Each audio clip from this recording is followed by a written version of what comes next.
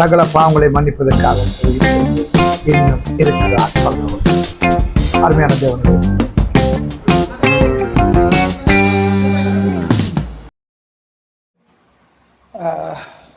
நான் விசுவாசிக்கிறேன். இந்த ஒவ்வொரு புதன்கிழமையும் கொலேசியர் புத்தகத்தில் இயேசுவை குறித்து சொன்ன காரியங்களை குறித்து தியானிப்போம். கொலேசியர் புத்தகம் அப்போ நம்ம ஒவ்வொரு புத்தகங்களாக முடித்த மாதிரி இருக்கும், இயேசுவை பற்றி தெரிஞ்சு கொண்ட மாதிரி இருக்கும். ஆமே. ஏன்னா அப்போஸ்தலர் பவுலுக்கு அவருடைய ஜேர்னி, அவருடைய மிஷன் ஜேர்னியில் அவர் நிறைய சேலஞ்சஸ், அவருக்கு நிறையா எதிர்ப்புகள், அந்த எதிர்ப்புகள் மத்தியில் அவர் ஊழியம் செய்யும் போது அவர் விரும்புகிறாரு ஒவ்வொருத்தருக்கும் ஒவ்வொரு பாடங்களை கற்றுக் கொடுக்குறாரு. அதே போல் சில நேரங்களில் அந்த ஃபர்ஸ்ட் செஞ்சுரியிலேயே இயேசுவை தவிர வேறு இயேசுவோடு கூட வேறு தெய்வங்கள் வணக்கங்களும் இருந்திருக்கு. அப்போ அவர் என்ன யோசிக்கிறார்னா, பவுல் அதை விளங்கப்படுத்தி இயேசு மாத்திரமே. ஆமென். எப்படி மறுரூப மலையில் வானத்திலிருந்து ஒரு சத்தம் கேட்டு, இவர் என் நேசகுமாரன், இவரில் நான் பிரியமாயிருக்கிறேன், இவருக்கு செவி கொடுங்கள்னு ஒரு வசனம் சொன்னார். ஏன்னா அதுக்கு பேதுரு என்ன சொன்னார், நாங்கள் இங்கே உமக்கு ஒரு கூடாரம் கட்டுவோம், எலியாவுக்கு ஒரு கூடாரம் கட்டுவோம், மோசேக்கு ஒரு கூடாரம் கட்டுவோம்னு சொன்னாங்களே. ஸோ அந்த மாதிரி நிறைய இந்த இணைஞ்சி போகிற காரியங்கள் நிறைய இருந்தது. நிறைய பேரை ஆராதிக்கணும்னு இருந்தது. சில நேரங்களில் வேறு தெய்வ வணக்கம் உள்ளவர்கள் இயேசு ஏற்றுக்கொண்ட பிறகு அதிலிருந்து வராமல் திரும்ப அதை கண்டினியூ பண்ணுற லெவலில் இருந்தது. அதனால் பவுலுக்கு தேவையாக இருந்தது. அப்போ பவுலுக்கு மக்களுக்கு தெளிவுபடுத்தும் இயேசு யார், அவர் எவ்வளோ முக்கியங்கிறத அவர் தெளிவுபடுத்த விரும்புகிறாரு. அதன் ஆரம்பம் தான் கொலோசியரில் அவர் எழுதும் போது சொல்கிறாரு, தேவனுடைய சித்தத்தினாலே இயேசு கிறிஸ்துவின் அப்போஸ்தலனாகிய பவுலும் சகோதரனாகிய தீமோத்தேயும் கொலேச பட்டணத்தில் கிறிஸ்துவுக்குள் பரிசுத்தவான்களுக்கும் விசுவாசிகளுமாயிருக்கிற சகோதரர்களுக்கு எழுதுகிறதாவது. அப்போ அவர் எழுதும்போதே தேவனுடைய சித்தத்தினால் இயேசு கிறிஸ்துவின் அப்போஸ்தலனாகிய பவுலும் சகோதரனாகிய தீமோத்தேயும். அப்போ அவர் யார் யார்? அப்போஸ்தலனாகிய பவுல், அவரை குறித்து சொல்கிறாரு, சகோதரனாகிய தீமோத்தேயும். ரைட்.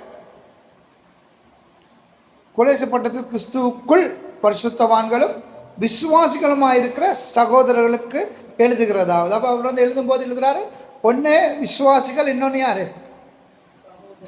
அவர் ஸ்ட்ராங் எழுதுகிறார், பரிசுத்தவான்களுக்கும் விசுவாசிகளுக்கும். ஆமாம் இல்லையா? பரிசுத்தவான்களுக்கும் விசுவாசிகள். அப்போ தேவன் பக்கத்தில் இருந்து தேவனோடு இருக்கிற ஊழியக்காரர்களுக்கு, பரிசுத்தவான்களுக்கும் விசுவாசிகளாக இருக்கிறவங்களுக்கு 2 கேட்டகரி, எப்பொழுதும் 2 கேட்டகரி இருக்கத்தான் செய்யும். ஆமென்.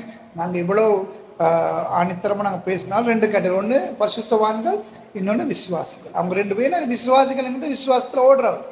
ஆமென். பரிசுத்தவான்கள் தேவனால் தெரிந்து கொள்ளப்பட்ட அப்போஸ்தலர் அப்படின்னு சொல்லிட்டு அவர் சொல்கிறார். அப்போ அவரை எழுதிக்கிட்டே வராரு. அதில் அவர் 15வது வசனத்திலேருந்து நாங்கள் வாசிக்கலாம், 20 மட்டும். அதுதான் நான் முக்கியமாக எடுப்பேன்.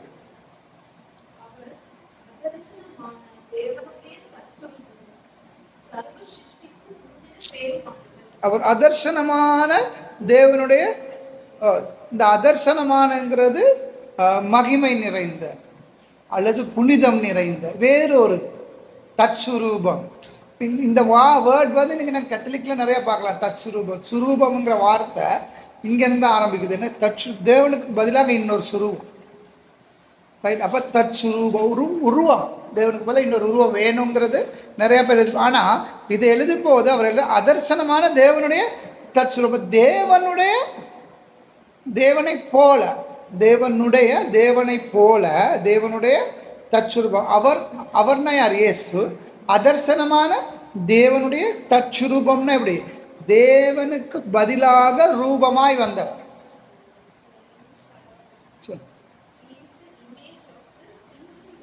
Invisible God. அதுதான் இங்கே அதர்சனமானங்கிறது. அதர்சனம்னா காணப்படாத, அதர்சனமான ஒருவருடைய உருவம் அதர்சனமாக சொல்ல. அவர் அதர்சனமான, இப்போ தேவனுங்களுக்கு நாங்கள் பார்த்துருக்கோமா? இல்லை. அப்போ தேவனுடைய தற்சுரூபமும் சர்வ சிருஷ்டிக்கும் முந்தி பேருமானவர். முந்தி பேருமான சர்வ சிருஷ்டிக்குன்னு அவர் சிருஷ்டி அவர் அவர் சிருஷ்டிக்கப்பட்டவர் அல்ல. அவர் சர்வ சிருஷ்டிக்கும் முந்தி பேருமான சர்வ சிருஷ்டிக்கும் முந்தின பேருமானவர்னா அவர் சிருஷ்டிக்கப்பட்டவர்ல. உலகம் முழுவதும் சிருஷ்டிக்கப்பட்டது, ஆனால் அவர் மூலமாய் உண்டாக்கப்பட்டது. அவர் சொல்றாரு சர்வ சிருஷ்டிக்கும் முந்தின பேருமானவர். சர்வ சிருஷ்டி சில நேரம் இதை வந்து அவரும் சிருஷ்டிக்குள்ள நாங்கள் போட்டுருவோம்ல, இங்கே அப்படி போட்டு இல்லை. Is not a create, is not a create by someone, is a creator. அவர் வந்து இதை உருவாக்கிய. ஆமென். சர்வ சிருஷ்டிக்கும் முந்தின பேருமானவர். ஏனென்றால் அவருக்குள் சகலமும் சிருஷ்டிக்கப்பட்டது. ஏனென்றால் அப்போ போட்டிருக்கு இல்லையா, ஏனென்றால் அவருக்குள் சகலமும் சிருஷ்டிக்கப்பட்டது, பரலோகத்தில் உள்ளவைகளும் பூலோகத்தில் உள்ளவைகளும் ஆகிய காணப்படுகிறவைகளும் காணப்படாதவைகளுமான சகல வஸ்துக்களும் சிங்காசனங்களும் கர்த்தத்துவங்களுமானாலும் துரைத்தனங்களானாலும் அதிகாரங்களானாலும் சகலமும் அவரை கொண்டும் அவருக்கென்றும் சிருஷ்டிக்கப்பட்டது. ஆமென். அப்போ இது யாருக்காக சிருஷ்டிக்கப்பட்டது? இயேசுவுக்கு. சர்வ சிருஷ்டிக்கும் மேலான முந்தினவர்னு தான் போட்டிருக்கோம். அவர் வந்து சிருஷ்டிப்புக்குள்ளே வரமாட்டார். நாங்கள் கவனமாக சிருஷ்டிப்பு, அவர் சிருஷ்டிக்கப்படலை, அவர் சிருஷ்டித்தார். அல்லேலூயா. ஆமென். இப்போ அதே நாங்கள் 2 கொரிந்தியரில் அவர் சொல்லும்போது 2 கொரிந்தியரில் 4ஆம் அதிகாரம் 4வது வசனம், தேவனுடைய சாயலாயிருக்கிற கிறிஸ்துவின்.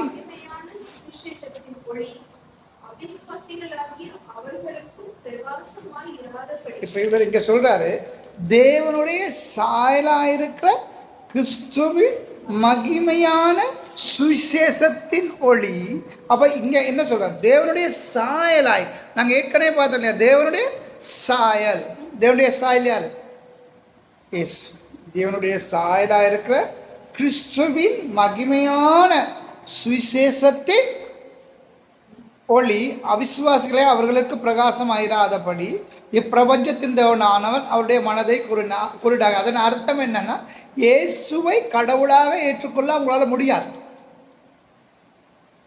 யாருடைய ஒளி அவங்க மேல வீசல? தேவனுடைய மகிமையின் ஒளி அவங்க மேல வீசல. ஆமென். தேவனுடைய மகிமையின் ஒளி வீசினது யாருக்கு? எங்களுக்கு வீசினது. அதனால நாங்கள் தேவனை இயேசுவை யாராக ஏற்றுக்கொள்வோம்? கடவுளாக ஏற்றுக்கொள்வோம். ரைட். அப்போ அதைத்தான் பவுல் இப்போ பிரபஞ்சத்தின் தேவனான அவருடைய மனதை குருடாக்கினார். ஆமாவா இல்லையா? ஓ, முஸ்லிம்கள்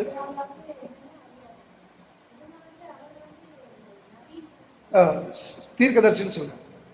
தீர்க்கதரிசி. அப்போ அவரை கடவுளை ஏற்றுக்கொள்ள முடியாத காரணம், அப்போ பவுல் வந்து இதைத்தான் விளங்கப்படுது. இல்லை, அவர் கடவுளுங்கிறத விளங்கப்படுத்த தேவனின் தச்சுரூபம்.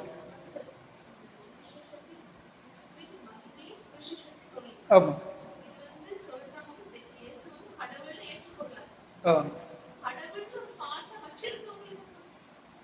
அவங்க இயேசுவை ஏற்றுக்கொள்ளாட்டி அது கடவுள் இல்லை.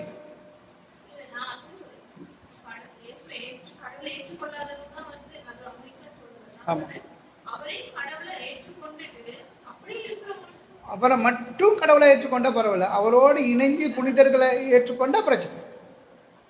இயேசு மட்டுமில்லை இங்கே புனிதர். அதுதான் ஏற்கனவே நான் உங்களுக்கு சொல்றேன்.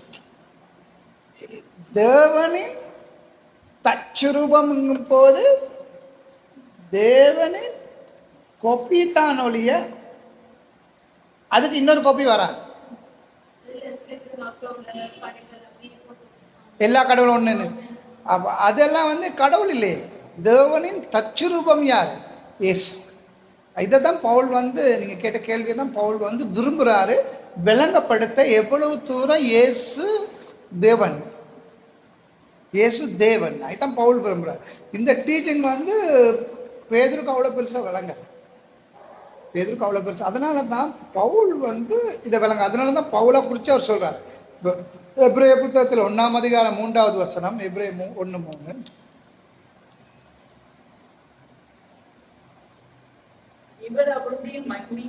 இவர் அவருடைய யாரு? தேவனுடைய மகிமையின் பிரகாசத்தின் ஒளி வெளிப்படாதவங்களுக்கு ரட்சிப்பு இல்லை. மகிமையின் ஒளி பிரகாசிச்சது. வாசிங்க. அவருடைய தன்மையின் சொரூபமாய், அவருடைய தன்மை தேவனை போல் தன்மையுடைய, தேவனோடு தேவனுடைய ஒன்று, அவருடைய சாயலுடையவர், அவருடைய தன்மையுடைய. ஆமென் ஆமென் ஹல்லேலூயா. உங்களுக்கு நல்லா விளங்கி இருக்கும். அப்போ இதை பவுல் வந்து திமோத்திக்கு விளங்கப்படுத்தும் போது, திமோத்திக்கு 1 திமோத்தில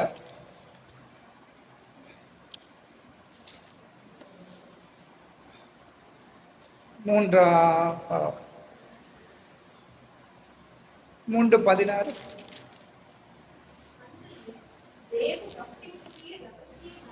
அன்றையும் தேவனுடைய பக்திக்குரிய ரகசியமானது யாவரும் ஒப்புக்கொள்கிறபடியே மகா மேன்மையுள்ளது. என்ன எப்படி இருக்கா? மகா மேன்மை என்னது? தேவ இல்ல, முதல்ல 1 இதுல இருந்து வாசிங்க 16. அன்று இப்ப இது வந்து ஒரு ரகசியம். இப்ப இந்த ரகசியம் என்ன? தேவன் யார் என்று நிறைய பேருக்கு தெரியாது. அவங்க எல்லாரும் எப்படி தெரியாதுன்னா, எல்லாம் கடவுள், எல்லாம் கடவுள், எல்லா கடவுள். ஆனா தேவனுக்குன்னு ரகசியம் இருந்தால் தான் அவர் தேவன். மிஸ்ட்ரி இருக்கணும்ல. மிஸ்ட்ரி இல்லைன்னா அவர் கடவுள் இல்லை. ஒருவருக்கு ரகசியம் இருக்கணும். அந்த ரகசியம் தெரியாது, இவர் அறிய முடியும். அப்பதான் தேவன். ஆதியும் அந்தமும் இல்லாதவர். ஐ மீன், அப்போ ரகசியம் இருக்கா எங்களுக்கு தெரியாது. அப்போ இவர் சொல்றாரு ரகசியம். அவர் சொல்றார் தேவ பக்திக்குரிய ரகசியமானது யாவரும் ஒப்புக்கொள்கிறபடியே. அப்ப தேவ ரகசியமானது என்னதான்? எல்லாரும் ஒப்புக்கொள்கிறபடி மகா மேன்மை உள்ளது. ஆமாவா இல்லையா? தேவன் மாம்சத்திலே வெளிப்பட்டார். என்ன சொல்றாரு? ஆவியிலே நீதியுள்ளவர் என்று விளங்கப்பட்டார். தேவதூதர்களால் காணப்பட்டார். புறஜாதிகளிடத்தில் பிரசங்கிக்கப்பட்டார். உலகத்திலே விசுவாசிக்கப்பட்டார். மகிமையிலே ஏறெடுத்துக் கொள்ளப்பட்டார். யாரை பத்தி சொல்றது? இயேசுவை பத்தி சுருக்கமா சொல்றார். யாரு? பவுல் திமோத்தி. அப்ப திமோத்தி இன்னும் கொஞ்சம் அவர் வந்து பவுல் திமோத்தி இன்னும் விளக்கப்படுத்துறார். இன்னும் கொஞ்சம் இன்னும் டீப்பா விளக்கப்படுத்துறாரு. 16வது வசனம் 1:16.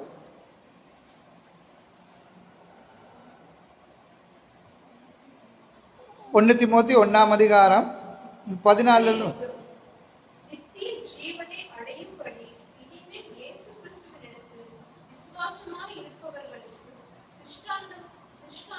உண்டாகும் பொருட்டு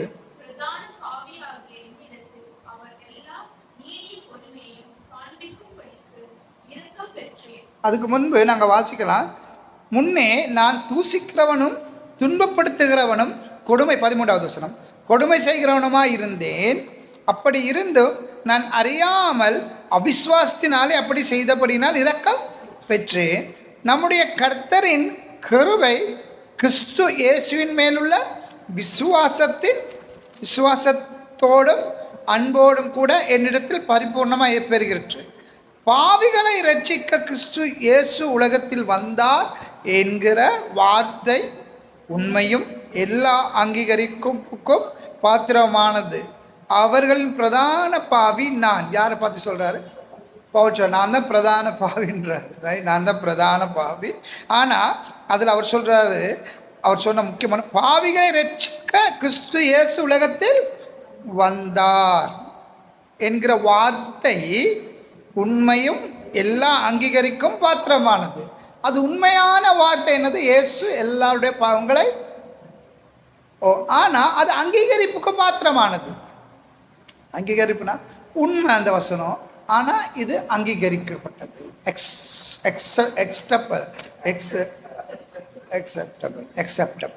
ரைட்? ஏற்றுக்கொள்ளப்பட்டது, அங்கீகரிக்கும் பாத்திரமானது. யார்? பவுல் எழுதுறார் திமோத்திக்கு. அதுக்கு பிறகுதான் அவர் சொல்றார், அப்படி இருந்தும் நித்திய ஜீவனை அடையும்படி இனிமேல் இயேசு கிறிஸ்துவினிடத்தில் விசுவாசமாயிருப்பவர்களுக்கு திஷ்டாந்தம் உண்டாகும் பொருட்டு பிரதான பாவியாக என்னிடத்தில் அவர் எல்லா நீடிய பொறுமையும் காண்பிக்கும்படி இரக்கம் பெற்றேன். நித்தியமும் அழிவில்லாமையும் அதர்சனமும் உள்ள ராஜனுமாய் தாம் ஒருவரே ஞானமுள்ள தேவனாய் இருக்கிறவருக்கு கனமும் மகிமையும் சதா காலம் உண்டாயிருப்பதாக.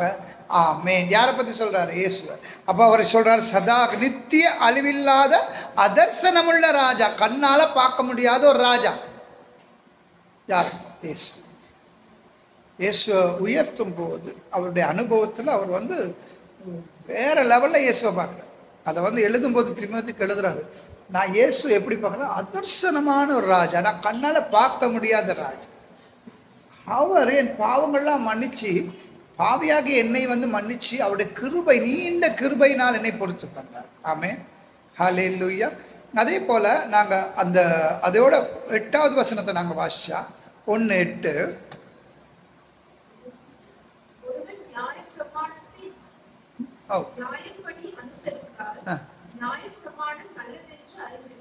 ஆமாம்.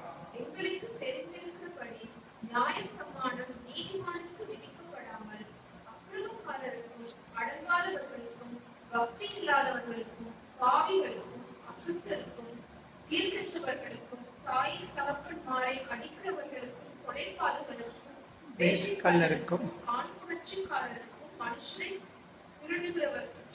திருடர்களுக்கும் பொய்யருக்கும் பொய்யானை இடுகிறவர்களுக்கும் இந்த தேவனுடைய மகிமையின் சுவிசேஷத்தின்படி எனக்கு ஒப்புவிக்கப்பட்டிருக்கிற ஆரோக்கியமான உபதேசத்திற்கு எதிரடையாயிருக்கிற மற்ற எந்த செய்கைக்கும் விரோதமாய் விதிக்கப்பட்டிருக்கிறது. அப்போ எதை பற்றி சொல்கிறார் அவர் சொல்கிறாரு, ஒருவர் நியாயப்பிரமாணத்தை நியாயப்படி அனுசரித்தால் நியாயப்பிரமாணம் நல்லதென்று அறிந்திருக்கிறோம். எங்களுக்கு தெரிந்திருக்கிறபடி நியாயப்பிரமாணம் நீதிமானுக்கு விதிக்கப்படாமல் யாருக்கு விதிக்கப்படலை?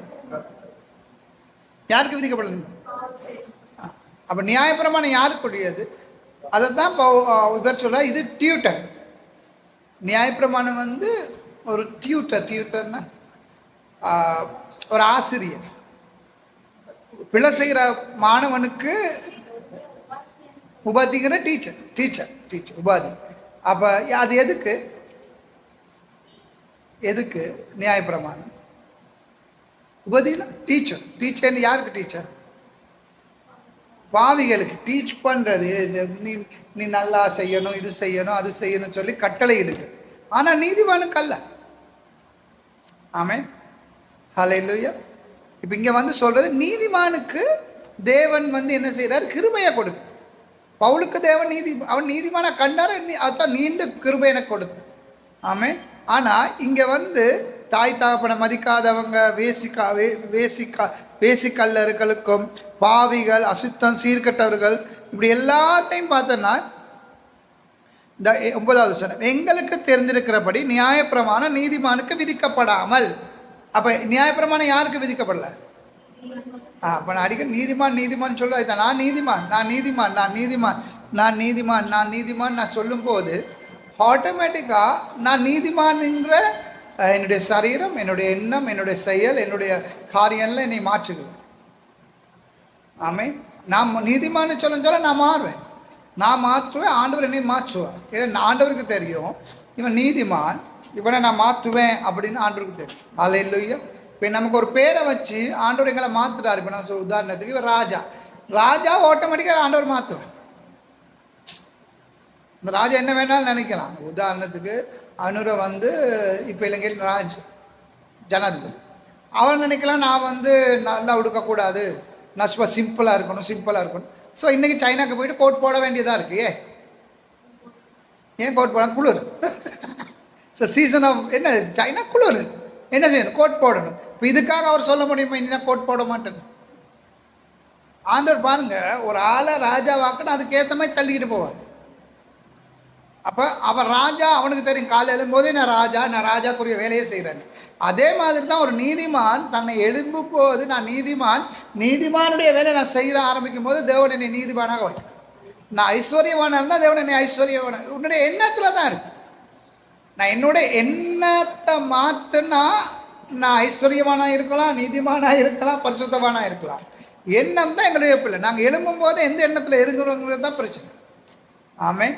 அதை தான் இங்கே பவுல் தெளிவாக தீமோத்தேயுக்கு எழுதும் போது அவர் சொல்கிறாரு, எங்களுக்கு தெரிந்திருக்கிறபடி நியாயப்பிரமாண நீதிமானுக்கு விதிக்கப்படாமல் அக்கிரமக்காரருக்கும் அடங்காதவர்களுக்கும் பக்தி இல்லாதவர்களுக்கும் பாவிகளுக்கும் அசுத்தம் சீர்கேட்டு உள்ளவர்களுக்கும் தாய் தகப்பன்மாரை அடிக்கிறவர்களுக்கும் கொலைபாதகர்களுக்கும் பார்த்தீங்களா ஒரு லிஸ்டே போடுறாரு. இவங்கெல்லாம் யாரு? நீதிமான்கள் அல்ல. நீதிமான் இதெல்லாம் செய்ய மாட்டார். கிருபை. ஆமே. நீங்க செய்ய விட மாட்டாரா? ஆண்டவர் செதுக்குவார். நீ உன்னை நீதிமான நினைக்க ஆண்டவர் நீ செதுக்கு. பாவத்திலிருந்து அதாவது பாவம் நீ செய்யாதபடி ஆண்டவர் நீ பாதுகாப்பு.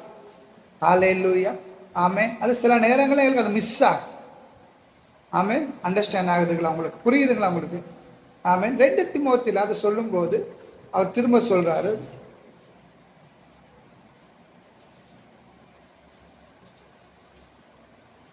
இரண்டாம் அதிகாரம் 11வது வசனம்.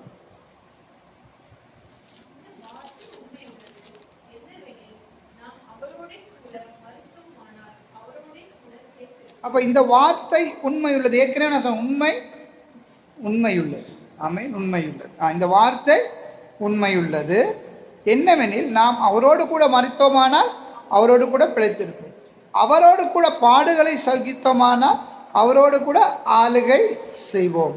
நாம் அவரை மறுதலித்தால் அவரும் நம்மை மறுதலிப்பார். ரைட். அடுத்த வசனம் இஸ் அமேசிங். நாம் உண்மை இல்லாதவர்களாய் இருந்தாலும் அவர் உண்மை இல்லாதவராய் இருக்கிறார். அப்படியே போட்டிருக்கு. நாம் உண்மை இல்லாதவர்களாயிருந்தாலும் உள்ளவராய் இருக்கிறார். அவர் தம்மை தாமே மறுதலிக்க மாட்டார். ஆமென். ஆமென். புரியுதுங்களா? நாம ஆண்டவரை மறுதலிக்கலாம். ஆண்டவர் ஒரு நாள் தன்னை மறுதலிக்க மாட்டார். நாங்க உண்மை இல்லாம இருக்கலாம், நாங்க உண்மையில், ஆனா ஆண்டவர் உண்மை. ஆமென். எத்தனை பேர் புரியுதான் சொல்லுங்க? இதுதான் கிரேஸ். நம்ம இது சில நேரங்களில் நாங்கள் புரியாமல் தான் இப்போ இந்த நிறைய பேர் வாட்ஸ்அப்பில் போட்டுட்டு இருக்காங்க. இந்த கலிஃபோர்னியாவில் தெரிஞ்சதுக்கு இல்லையா, தெரிஞ்சது ஆண்டோடைய பெரிய கோர தண்டனை அப்படின்னு. அது காசால் இது வந்து முஸ்லீம்கள் பரப்புறது. காசால செஞ்சதுக்காக காசாக்கும் அமெரிக்காவுக்கும் என்ன சம்பந்தம்? இல்லை, அது வந்து கலிஃபோர்னியா, அது 2வது பக்கம். இப்போ இங்கே 2 போகுது. ஒன்று முஸ்லீம்கள் ஒன்று பரப்பி இருக்கிறாங்க. என்னென்னா காசால அழிவு, காசால் அதாவது முஸ்லீம் நாட்டுக்கு இஸ்ரேல் அடிச்சிச்சு தானே. அப்போ அந்த நேரம் பின்லாடன் இவன் தான் இருந்தான், டொனால்ட் ட்ரம்ப்பே இருக்கல. அதுக்கு தண்டனையாக இதை அழிச்சிச்சு ஒரு பக்கம். இன்னொரு பக்கம் கிறிஸ்தவர்கள், இன்னைக்கு இருக்க கிறிஸ்தவர்கள் என்ன சொல்றாங்க பார்த்தீங்களா, ஆண்டவரை மொக் பண்ணதுனால, என்னது ஆண்டவரை தூசித்ததுனால அந்த இடமே அழிச்சிச்சு. அமெரிக்காவில் பெரிய நல்ல புத்திசாலிகள் இருக்காங்க, புத்திஜீவிகள். சரி, அவங்க என்ன திறமை யோசிப்பாங்க? யங்கஸ்ட். ஸோ இவ்வளோ மோசமான தண்டனைக்குற கடவுள் எங்களுக்கு தேவையான யோசிப்போம். இலங்கையில் இருக்கவனோ, இந்தியாவில் இருக்கவனோ, ஆசியா கண்டத்தில் இருக்கவனோ அது உனக்கு பெரிய விஷயம். வாரு, கடவுளை தூஷிச்சனால நடந்துச்சு அப்படின்பான். ஆனால் நல்ல ஒரு நாலேஜில் என்ன சொல்லுவோம், இவ்வளோ மோசமாக கடவுள் ஒருத்தர் நல்ல தண்டனை கொடுக்க வேண்டிய அவசியம் இல்லை. இயற்கை அழிவு. நான் இது காரணம் தேட முடியும். ஆனால் எலன் வைட் புத்தகத்தில், அவங்க எலன் வைட்னு ஒரு தீர்க்கதரிசி, அவங்க புத்தகத்தில் எழுதியிருக்கிறாங்க இப்படி ஒன்று நடக்கும்னு இத்தனாம் ஆண்டு. அது சம்திங் டிஃப்ரெண்ட். அது எனக்கே ஆச்சரியம் வந்து அவங்க எழுதியிருக்காங்க இப்படி ஒன்று கலிஃபோர்னியாவில் நடக்கும், அதாவது இப்படி ஒரு பெரிய அழிவு அந்த சிட்டியில் வரும்னு சொல்லி கலிஃபோர்னியாவே பேரை சொல்லி எழுதியிருக்காங்க. இப்போ எழுதுனதில்லை, கிட்டத்தட்ட ஒரு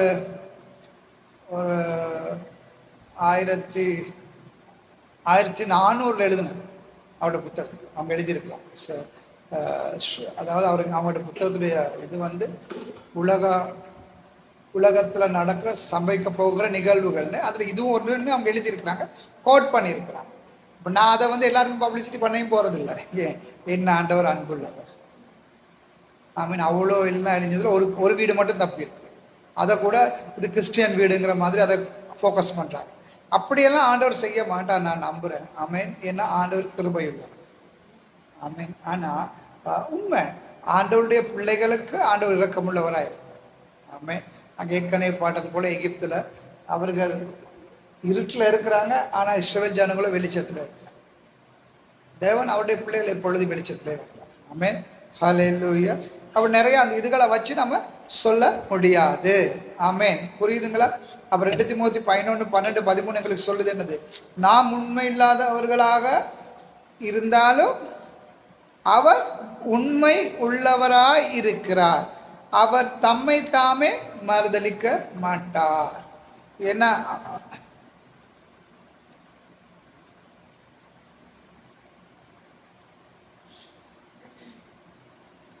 14வது வசனம் சொல்றது வாசனை. அவர் பவுல் என்ன சொல்றார்?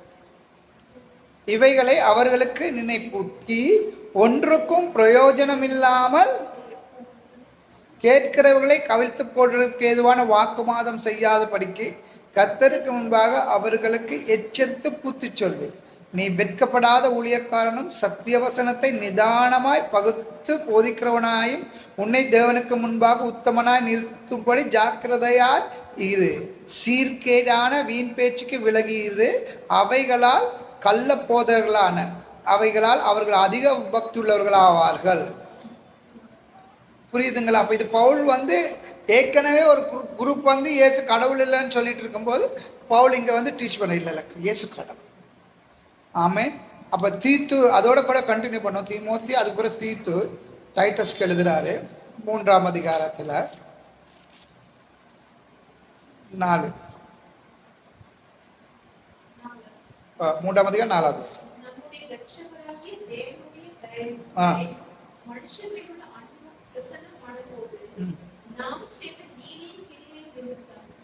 நம்மை ரட்சியாமல் ஜென்ம முழுக்கினாலும் புதிதாக்குதலினாலும் நம்மை ரட்சித்தார். அப்ப என்ன சொல்றாரு? நம்முடைய இரட்சகராகிய தேவனுடைய தயையும் மனுஷர் மேலுள்ள அன்பும் பிரசன்னமான போது என்ன சொல்றாரு? நம்முடைய இரட்சகராகிய தேவனுடைய தயவு கிருபையையும் மனுஷர் மேலுள்ள அன்பும் பிரசன்னமான போது நாம் செய்த நீதியின் கிரியை நிமித்தம் அவர் நம்மை ரட்சியாமல், நாம் செய்த கிரியை நிமித்தம், நம்ம செய்த நீதியின் கிரியை நிமித்தம் அவர் நம்மை ரட்சியாமல் தமது இரக்கத்தின்படியே மறு ஜென்ம முழுக்கினாலும் பரிசுத்த ஆவியினுடைய புதிதாக்கலினாலும் நம்மை ரட்சித்தார். ஆமாவா இல்லையா? ஆமேன். அவர் என்ன சொன்னார்?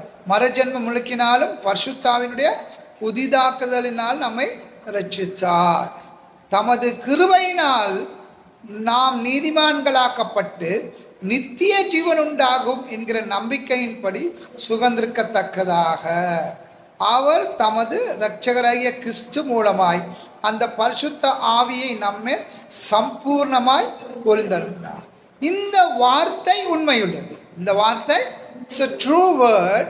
தேவனிடத்தில் விசுவாசம் உள்ளவர்கள் நற்கிரியையில் செய்ய ஜாக்கிரதையாயிருக்கும்படி நீ இவைகளை குறித்து திட்டமாய் போதிக்க வேண்டும் என்று விரும்புகிறேன். இவைகளை நன்மையும் மனுஷருக்கு பிரயோஜனம் உள்ளவைகள். ஆமேன்.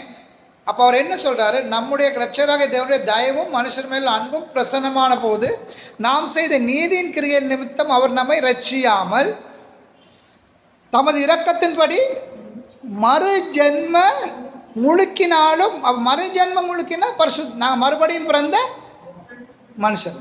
எப்படி? நாங்கள் மறுபடியும் பிறந்த மனுஷன். மறு ஜென்ம முழுக்கினாலும் பரிசுத்த ஆவியினுடைய அப்போ புதிதாக்கலாம். ஏற்கனவே சொன்ன புதிதாக்குதல், நியூ கிரியேஷன், புதிதாக்குதலினாலும் நம்மை ரட்சித்தார். ஆமேன். அப்போ நம்மளை ஆண்டவர் ரட்சித்தது எங்களை புதிதாக்கு. அப்போ தேவனுடைய சாயலான இயேசு கிறிஸ்து தம்முடைய சாயலுக்கு எங்களை கொண்டு வருகிறார். ஹல்லேலூயா. உங்களுக்கு அண்டர்ஸ்டாண்ட் இல்லை? தேவனுடைய சாயலான இயேசு எங்களை அவருடைய சாயலுக்கு கொண்டு வருகிறார். அவருடைய சாயலுக்கு கொண்டு வர்றதுக்கு தான் அவர் எங்களை மகளாக தேர்ந்தெடுத்தார். ஆமேன். அவருடைய தெய்வீக பிரசன்னம் எங்கள் மேலே விழுது. இதை தான் பவுல் ஃபுல்லாக ட்ரை பண்ணுறாரு சொல்கிறதுக்கு, தேவன் யார் அப்படின்னு சொல்லி. ஹல்லேலூயா. கர்த்தர் நல்லவர். நாங்கள் ஜெபம் பண்ணுறோம். அன்பும் இரக்கமுள்ள பிதாவே, இந்த அருமையான மாலை வேலைக்காக உமக்கு நன்றி ஆண்டவரே. அப்பா, இந்த வாரத்தின் நடுப்பகுதி மிட்வீக், இந்த நாளை நீங்கள் ஆசீர்வதிங்க ஆண்டவரே. உடைய கிருபையினாலும் உடைய இரக்கத்தினாலும் உடைய பரிசுத்த கருத்தினாலும் ஆசீர்வதி அப்பா ஒவ்வொருவரையும் உடைய கிருபையினால் வழி நடத்துங்க ஆண்டவரே. வார்த்தையின்படி ஆண்டவரே, தற்சுரூபமானவரே, நாங்கள் காணாத தேவன் ஆண்டவரே, உண்மை எங்களுக்கு விளங்கப்படுத்தியதுக்காக நன்றி. பரிசுத்த ஆவியானவரே, ஒவ்வொருவரையும் நீங்க ஆசீர்வதிங்க, வழி நடத்துங்க, நல்ல நித்திரையை கொடுங்க ஆண்டவரே. கிருபையினால் வழி நடத்துங்க. இந்த வாரம் முழுவதும் ஆண்டவரே உடைய கிருபைக்குள்ளே கடந்து செல்ல உதவி செய்யும். இயேசுவின் நாமத்தில் ஜெபிக்கிறேன் நல்ல பிதா, ஆமென்.